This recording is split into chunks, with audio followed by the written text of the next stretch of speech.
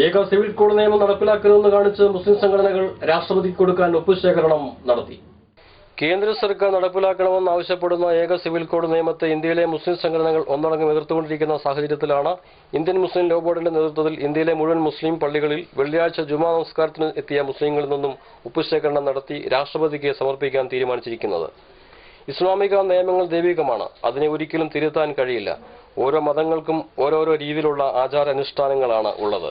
അത് ഓരോ വ്യക്തികളുടെ താല്പര്യത്തിനനുസരിച്ച് കൊണ്ടുപോകാൻ പാടുള്ളതല്ല എന്നും അങ്ങനെ ആരെങ്കിലും വ്യക്തി താല്പര്യത്തിന് വേണ്ടി മുതിർന്നാൽ ചേർത്ത് തോൽപ്പിക്കണമെന്നും Mannarkkad municipal league secretary Shafeeq Rahman പറഞ്ഞു. പരിശുദ്ധമായ ഇസ്ലാമിക ശരീഅത്തിനെതിരായിട്ട് രാജ്യത്ത് ഒരു ഏകീകൃത നിയമം കൊണ്ടുവരുന്നതിന് വേണ്ടി ഇന്ത്യ രാജ്യം ഭരിക്കുന്ന BJPയുടെ നേതൃത്വത്തിലുള്ള നരേന്ദ്രമോദിയുടെ നേതൃത്വത്തിലുള്ള ഒരു സർക്കാർ ശ്രമിച്ചുകൊണ്ടിരിക്കുകയാണ്.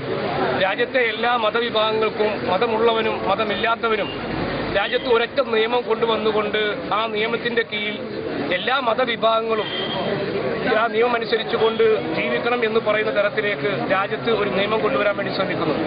അത് രാജ്യത്തിലെ ലോകത്തെ ഏറ്റവും വലിയ ഒരു മതേതര രാജ്യം എന്ന നിലക്ക് ഇന്ത്യയിൽ വ്യത്യസ്ത ജാതിയും മതവിഭാഗങ്ങളും വ്യത്യസ്ത ആചാരങ്ങളും ഒക്കെ അനുസരിച്ച് ജീവിക്കുന്ന എല്ലാ മതവിഭാഗങ്ങളെ സംബന്ധിച്ചിടത്തോളം ആ നിയമം അപകടകരമായിരിക്കുമെന്ന് തിരിച്ചറിഞ്ഞുകൊണ്ട് തന്നെയാണ് പരിശുദ്ധമായ ഇസ്ലാമിക ശരീഅത്തിനെതിരെയുള്ള ഈ കടന്നുകയറ്റം. രാജ്യത്തെ ഇസ്ലാമിക ശരീഅത്ത് ഇസ്ലാമിക നിയമം മാറ്റിമറിക്കാൻ ഒരു സർക്കാരിനോ ഒരു വ്യക്തിക്കോ അവകാശമില്ല. ഇസ്ലാമിക നിയമം എന്ന് പറയുന്നത് പരിശുദ്ധമായ ഇസ്ലാമിക ശരീഅത്ത് എന്ന് പറയുന്നത് ദൈവിക നിയമമാണ്. ആ ദൈവിക നിയമം മാറ്റാൻ ഒരു വ്യക്തിക്കോ ഒരു സർക്കാരിനോ ആർക്കും അതിൽ അവകാശമില്ല.